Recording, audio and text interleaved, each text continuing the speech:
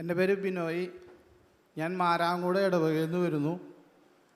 ഞാൻ ഒരു വർഷത്തോളമായി ഞാൻ പുറത്തേക്ക് പോകാനായിട്ട് വിസയ്ക്ക് കൊടുക്കും, പക്ഷെ അത് റിജക്ഷനായി പോകും. അങ്ങനെ 3 പ്രാവശ്യം ഞാൻ ഇറ്റലിക്ക് പോകാൻ കൊടുത്തു, റിജക്ഷനായി പോയി.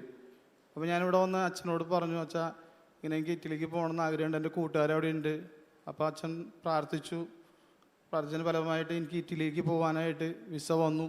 ഞാനിപ്പോൾ 22-ാം തീയതി തിങ്കളാഴ്ച ഇറ്റലിക്ക് പോവുകയാണ്, ഞാനും എൻ്റെ ഭാര്യയും കൂടി.